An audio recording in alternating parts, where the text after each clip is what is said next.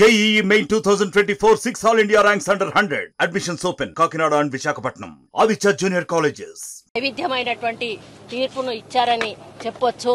ఎందుకంటే బీజేపీ ఎన్ని మరి ప్రజలను ప్రలోభ పెట్టినా కూడా ఎన్ని రకాల ప్రజలను ఆకర్షింప చేసుకోవడానికి ప్రయత్నించినా కూడా 400 సీట్లు గెలుస్తామనేటువంటి ఒక ఆలోచనతోటి ప్రజల ముందుకొచ్చి మరి వాళ్ళు అనుకున్న స్థాయిలో ఓటర్లను ఆకర్షించుకోలేకపోయారనేది ఈ ఫలితం చెప్తా ఉంది.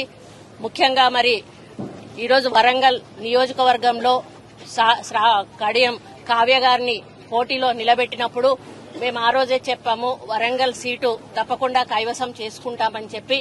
మరి కడియం శ్రీహరి గారు ఒక మచ్చలేని నాయకుడు, ఆయన కూతురుగా కడియం కావ్యను ప్రజలు తప్పకుండా ఆదరిస్తారు అని చెప్పినాము. అదే పద్దతిలో ఈరోజు కడియం కావ్య గారు 2 లక్షల పైచిలుకు మెజారిటీతో గెలవడం మాకందరికీ కూడా సంతోషంగా ఉంది. అదేవిధంగా నన్ను మరి ఇప్పుడు వరంగల్ ఈస్ట్ విషయానికి వచ్చినప్పుడు ఇక్కడ క్రాస్ ఓటింగ్ బాగా జరిగింది. మొత్తం టీఆర్ఎస్ వాళ్ళు డబ్బులు పంచి బీజేపీకి ఓటేయమని చెప్పి మరీ పంచడం జరిగింది.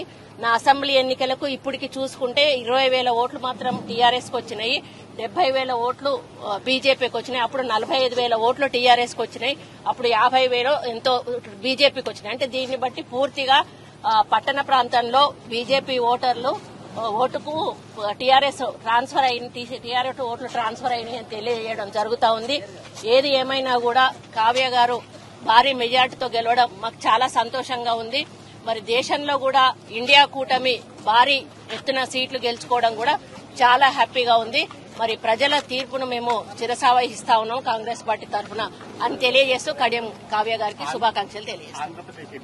ఆంధ్రప్రదేశ్ ఎన్నికల వైవిధ్యమైనటువంటి తీర్పు అండి, అది మేము ఎక్స్పెక్ట్ చేశాము. ఎందుకంటే అధికారం అనేది వచ్చినప్పుడు దాన్ని కాపాడుకోవాల్సిన బాధ్యత ఒక నాయకుడిగా జగన్మోహన్ రెడ్డి గారికి ఉండాల్సింది. ఎప్పుడైతే ఆయన కక్ష సాధింపు పరిపాలన మొదలు పెట్టాడో దాంతోటే అర్థమైపోయింది నెక్స్ట్ టైం ఆయన గెలవడని.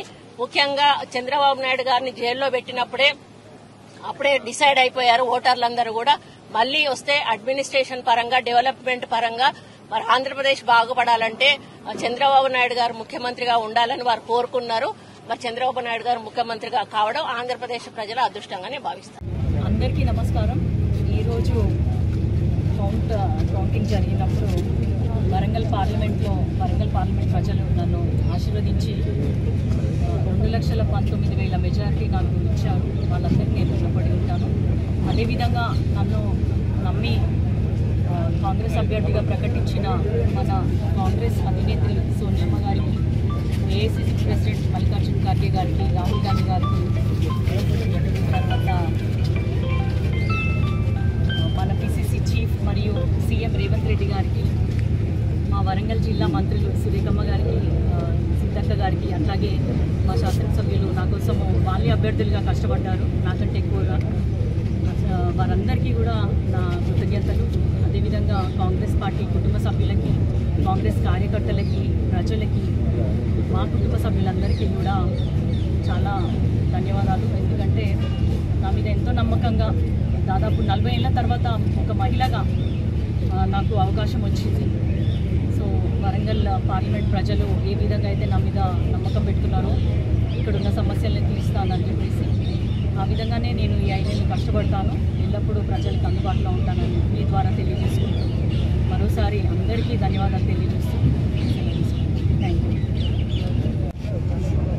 రకంగా చెప్పాలి అని అంటే, మేము ఏదైతే నమ్మినామో, ఏదైతే ప్రజల మీద ఒక విశ్వాసంతో ముందుకు పోవడం జరిగిందో, ఆ విశ్వాసాన్ని నిలబెట్టి ప్రజలు ఇవాళ ఆ కాంగ్రెస్ పార్టీ అభ్యర్థిగా, వరంగల్ పార్లమెంట్ అభ్యర్థిగా కడియం కావ్య గారిని మంచి మెజార్టీతో గెలిపేయడమే కాకుండా, ఇవాళ ఒకసారి చూస్తే 7 నియోజకవర్గంలో ఉన్న లీడర్షిప్ అంటే గ్రౌండ్ లెవెల్ నుండి మొదలు పెడితే నియోజకవర్గ స్థాయి వరకు కూడా వాళ్ళే ఒక అభ్యర్థిగా కష్టపడి కృషి చేసి గెలిపేయడం జరిగింది.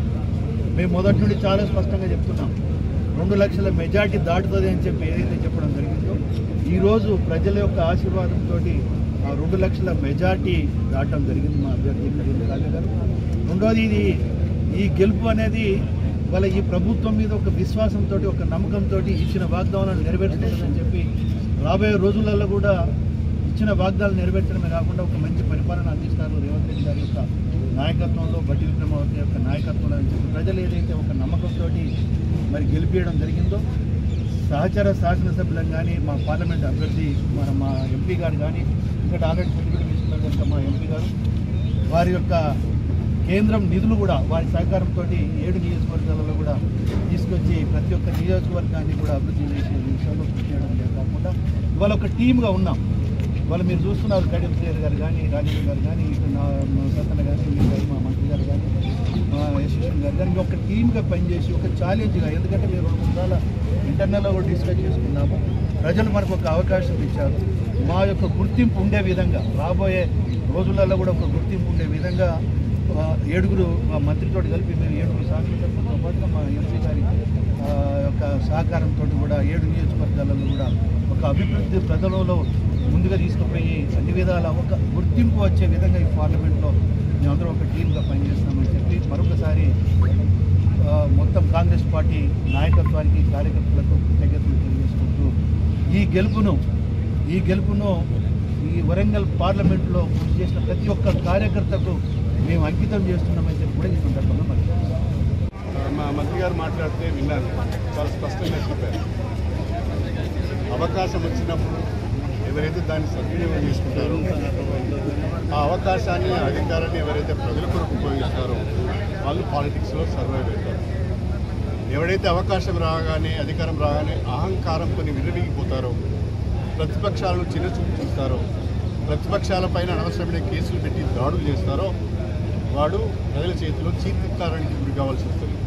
దాని ఫలితమే ఇవాళ ఆంధ్ర ఫలితాలు. జగన్మోహన్ రెడ్డి ఓడిపోవటానికి, నారా చంద్రబాబు నాయుడు గారు ఓడిపోవటానికి, నారా చంద్రబాబు నాయుడు గారు గెలవటానికి జగన్మోహన్ రెడ్డి గారి యొక్క అహంకారమే కారణమని చెప్పడంలో ఇలాంటి సరిగ్గా. Thank you very much. మరిన్ని వీడియోస్ కోసం ఛానల్ ని సబ్స్క్రైబ్ చేయండి. లేటెస్ట్ అప్డేట్స్ కోసం వాట్సాప్ ఛానల్ ని ఫాలో చేయండి. అండ్ లింక్ డిస్క్రిప్షన్ లో ఉంది.